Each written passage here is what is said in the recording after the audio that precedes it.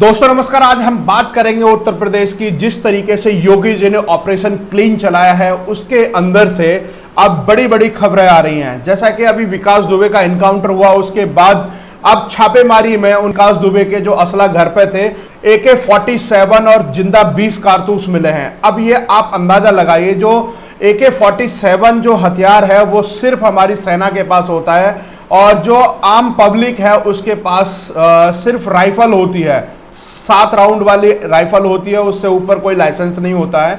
अगर AK-47 इनके पास आई तो वो सोर्स क्या होगा और कहां से ये AK-47 आई होगी। दूसरी बात अगर हम यहां पर करें कि जो गुंडे बनाए जा रहे थे और उनका जो माफिया है मुख्तार अंसारी, अब उस पर भी शिकंजा कसने लगा है। अब मुख्तार अंसारी के ऊपर बड़ा एक्शन हो रहा है। योगी सरकार में जो अपराधी है, जैसा कि उन्होंने कहा था कि जो अपराधी है या तो बॉर्डर छोड़ के यूपी छोड़ के चले जाए या फिर जेल के अंदर चले जाए, नहीं तो इनकाउंटर किया जाएगा।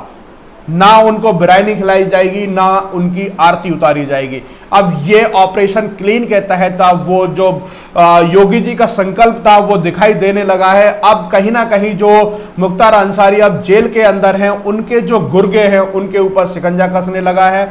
मुख्तार अंसारी के परिवार के जो रिश्तेदार हैं, उनके जो लाइसेंसी हथियार थे उनको भी रद्द कर दिया गया है और एक इनके बहुत करीबी हैं उनकी संपत्ति को भी सील कर लिया गया है।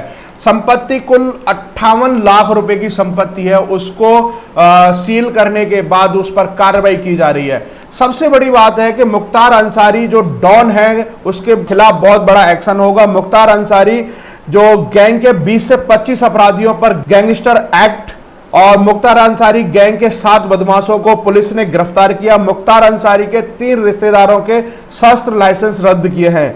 मुख्तार गैंग के शूटर प्रकाश मिश्रा, ब्रजेश सोनकर की संपत्ति को जब्त किया है। यह सबसे बड़ी खबर है। और इससे दूसरी खबर यह है कि जो विकास दुबे के साथ जितने भी संपर्क में थे उनके कहीं ना कहीं उनके ऊपर गैंगस्टर लगा और कुछ लोगों की इनकाउंटर किए गए, तो कुछ लोगों को उन्होंने पकड़ा है। अब सबसे बड़ी बात है कि जो गुड्डन त्रिवेदी हैं उनको मुंबई की ATS ने पकड़ा और उसके बाद आज उसको कानपुर लाया जाएगा। अब जो राज है वो अब बहुत बहुत बड़े राज गुड्डन त्रिवेदी खोलेंगे। जैसा कि आपने देखा अखिलेश यादव के साथ उनके फोटो हैं, साथ में विकास दुबे के साथ भी फोटो थे, तो ये सोशल मीडिया पर बहुत तेजी से वायरल हो रहे थे। दूसरी बात अगर हम यहां पर करें कि जो शूटर ब्रजेश सोनकर की संपत्ति 60 लाख की संपत्ति को जब्त किया है, शूटर प्रकाश मिश्रा की 58 लाख की संपत्ति को जब्त किया है।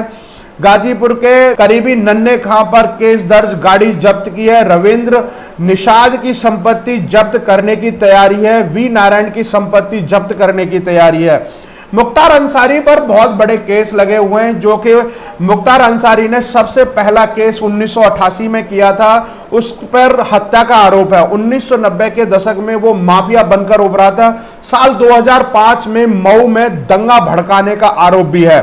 जैसा कि आपने शायद कुछ सुना होगा कि जब मऊ के अंदर एक दंगा भड़काया गया था और उस समय योगी जी ने उसका एक्शन लिया था, तब जाकर के ये सारी कहानी को खत्म किया गया था और तभी वो दंगा खत्म हुआ था।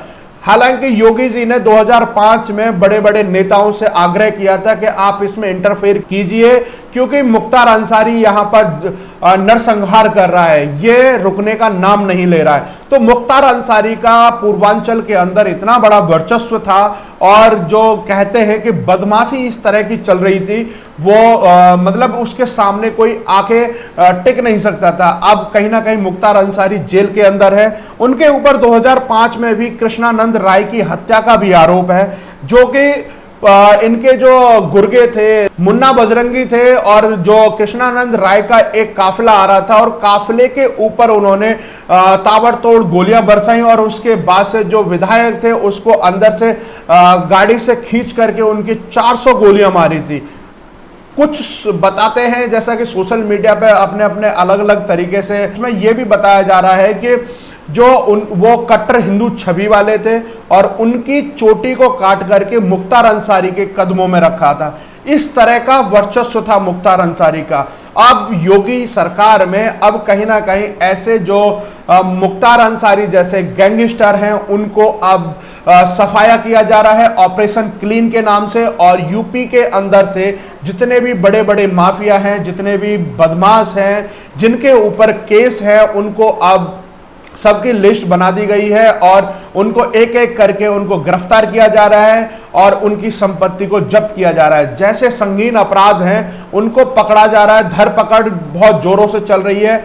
हालांकि एक आप अंदाजा लगा सकते हैं कि जो सपा बसपा के अंदर पुलिस वाले आराम से चौकी थानों में बैठे रहते थे, रोटियां तोड़ते रहते थे, कहीं ना कहीं अब वही पुलिस वाले अब बहुत बड़े एक्शन में हैं और ताबड़तोड़ एक्शन कर रहे हैं। जो भी बदमाश जहां पे भी मिल रहा है उसको गिरफ्तार कर रहे हैं। और जैसा कि एडीजी प्रशांत कुमार हैं, उन्होंने पूरा आदेश दिया और उसके बाद उनका पूरा निगरानी के साथ ये सारा काम चल रहा है। कानपुर के अंदर आकर के उन्होंने प्रेस वार्ता की तो उन्होंने बहुत बड़े राज भी खोले कि जैसा कि AK-47 विकास के जो गुर्गे थे उनके पास से पकड़ी गई है, 20 जिंदा कारतूस पकड़े गए हैं। अब जैसा कि आपने देखा होगा कि कश्मीर और जम्मू कश्मीर के अंदर एक क्लीन ऑपरेशन चला था तो वहां से आतंकवादियों का सफाया किया गया। वहां पर कई गांव ऐसे थे जो आतंकवादियों की गिरफ्त में थे और वहां के जो गांव के लोग बोल सकते नहीं थे, अगर बोलना भी चाहते थे तो वो सेना के सामने अपना कुछ भी बयान दर्ज नहीं कर सकते थे क्योंकि वहां पर आतंकियों का इतना तगड़ा खौफ था। वही खौफ अगर देखा जाए तो उत्तर प्रदेश के अंदर भी देखने को मिला था कि विकास दुबे जब इतने बड़े गैंगस्टर थे और उनकी जो बहन है और जीजा जी हैं वो टीवी पर आकर के वो कहती हैं कि मेरा छोटा सा बच्चा है, मैं कुछ ज्यादा नहीं बोल सकती। तो इससे आप अंदाजा लगा सकते हैं विकास दुबे को जाने के बाद, मर जाने के बाद भी इतना बड़ा खौफ है। अगर जिंदा था तो उस समय कितना बड़ा खौफ रहा होगा कि जो गांव के लोगों के ट्रैक्टर, ट्रॉली और थ्रेसर ला करके अपने यहाँ खड़े कर देना और उसके बाद पुलिस ने जब थ्रेसर उन रिकवर करा करके जिस किसान का था उसको दिया तो उसके चेहरे पे एक अलग ही खुशी थी। और जब विकास का इनकाउंटर हो गया तो उसके बाद पूरे कानपुर के अंदर एक खुशी की लहर ये थी कि अब कहीं ना कहीं जो जुर्म है और जो अपराध है उस पर अंकुश लगेगा। योगी सरकार है वो जो ऑपरेशन क्लीन के तहत जो एक्शन ले रही है उस पर कहीं ना कहीं जितने भी अपराधी हैं वो अब अपनी जान बचाते हुए फिर रहे हैं। कुछ अपराधी तो ऐसे हैं जो बनारस के हैं, बनारस से दिल्ली आए, दिल्ली से पंजाब भाग गया, पंजाब के बाद अभी तक उनका कोई ट्रैक रिकॉर्ड नहीं पता चल रहा है, उनकी मूवमेंट है वो कहां है, अब इस तरह की जानकारी आ रही है। मुख्तार अंसारी के एक बहुत करीबी जुन्ना पंडित हैं जो बनारस के रहने वाले हैं, उनकी भी संपत्ति को सील किया गया है।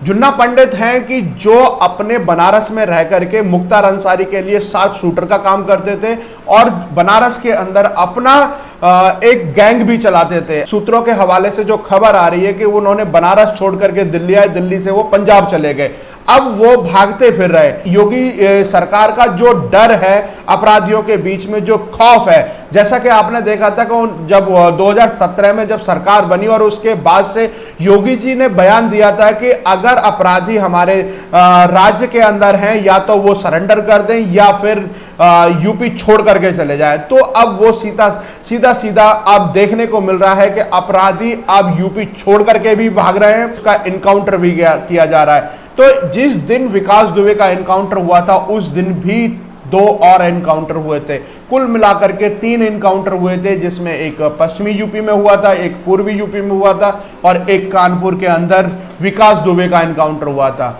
तो ये योगी सरकार की अपराध मुक्त जो यूपी का संकल्प है वो कहीं ना कहीं अब कारगर होता हुआ दिखाई दे रहा है। जो अपराधी हैं वो अब जान की भीख भी मांग रहे हैं और ये अपराधी बहुत बड़े बड़े राज खोलने वाले हैं। जैसा कि कुछ लोगों ने अब ये भी कहा था कि विकास के साथ अब राज भी दफन हो गए। तो कहीं ना कहीं आपको ये अंदाजा लगा लेना चाहिए कि जिस समय विकास दुबे को गिरफ्तार किया गया था तो उस समय कहने लगे थे कि अब इसका इनकाउंटर नहीं करेंगे, इनकाउंटर कर दिया तो फिर कहने लगे कि अब योगी सरकार के राज दफन हो गए।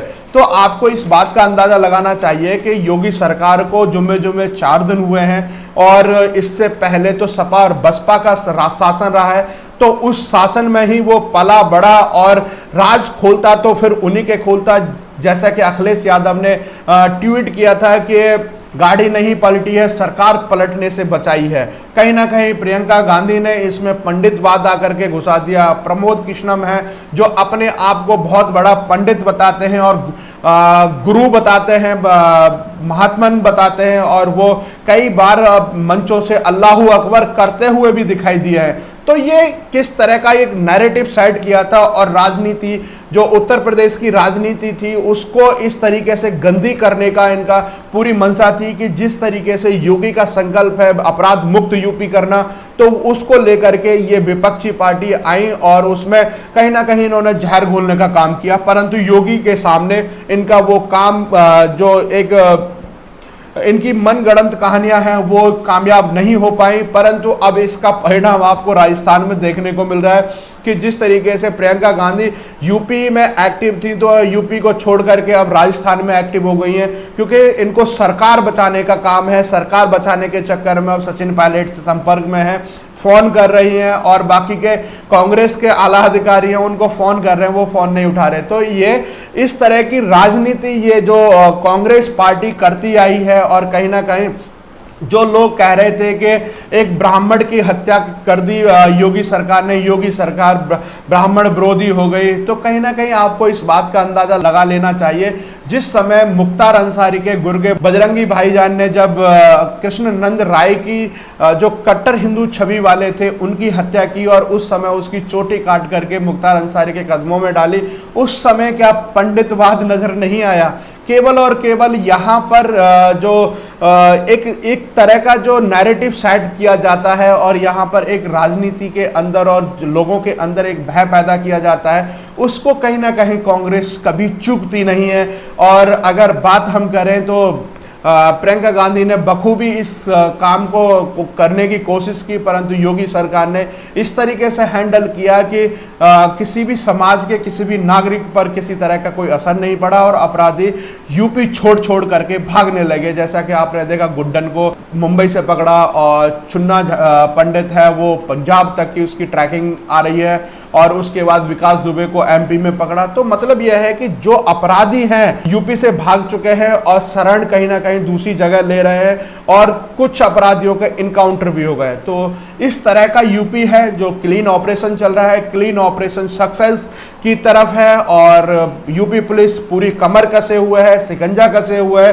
जो जेल के अंदर हैं बड़े बड़े माफिया है, जैसे कि मुख्तार अंसारी हो गया, अतीक अहमद हो गया, फिर और भी बहुत सारे ऐसे हैं जिनके ऊपर केस है, 50 केस है, उनको भी नहीं बख्शा जाएगा। अब एक साफ आप देख सकते हैं कि जो बड़ा पेड़ होता है, अगर पेड़ की जड़ें काट दी जाती हैं तो पेड़ अपने आप से गिर जाता है। तो योगी सरकार उसी काम को अब कर रही है। बड़े पेड़ की जब नीचे से जड़ें कट जाएंगी तो शाखाएं और पेड़ का तना अपने आप गिर जाएगा। वो क्लीन ऑपरेशन के माध्यम से अब यूपी के अंदर होता दिखाई दे रहा है।